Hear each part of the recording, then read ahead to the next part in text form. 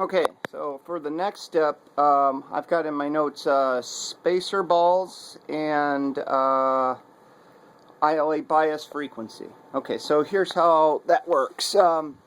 What you want to do first is do a rough focus on the lenses, and these lenses have a screw at the top, just a standard screwdriver. Stick a flat blade in there and turn it, and that unlocks the lens, and you can grab it with your hand and twist it back and forth and pull it in and out. And I usually start with green, and you roughly get a good focus on that. On the remote, it's fun. I find it useful to use this cutoff and cut off red, which turns the red off, cut off blue, leaving just green. So we've got just a green screen up, and then focus that lens for the best focus you can get. There's test patterns available that are useful. Test 2 is a grid, and you can start with that and get a rough focus there. Then the spacer balls procedure requires, for the best results I found, is test 9, which is a grayscale thing. Now we only have green up, and you'll need to come up to the actual screen itself, and I don't think it's very unlikely that my phone is good enough to do this, but what you're looking for in these bars is really tiny fine dots, not pixels. They look like pepper, just a really light sprinkling of pepper flakes, and those need to be perfectly focused. Don't be overly concerned if that puts the actual projected image out of focus. Your priority at this point is the spacer balls.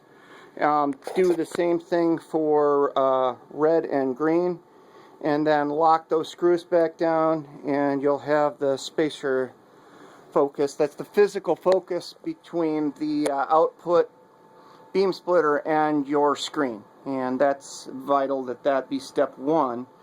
Now, ILA bias, in this particular mode, you need to shut the lights off for everything in the room. So I'm going to kill that light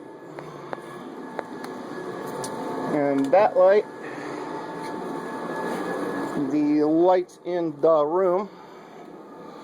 So now we have just that up, and I've got my laptop here, but I've got the screen pretty dim on it.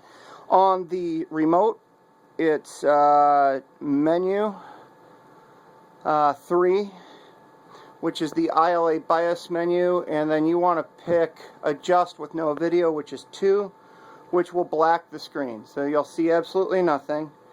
And then press the up arrow and down arrow on the color you're doing. So I'm on green, and if I hit up arrow and just keep laying on it, you'll see the screen starts to light up. This has nothing to do with the picture tube at all. And the idea here is you want to bring it down just to the point where one click starts to bring video onto the screen. See, and notice that it doesn't bring the whole screen up. It's starting kind of at the bottom center when this blob coming up. That's normal. You want to cut that down so that it just goes black, and then do the same thing with red. Hit the red button and start upping that, and the same thing's happening here, and I'm just bringing that down to nothing. And then blue, last one, and you up that and you bring that down until it's gone as well. For best results, I find that you should cover the 2 lenses that you're not working with, and so that the background light from them is not interfering. And that concludes this step.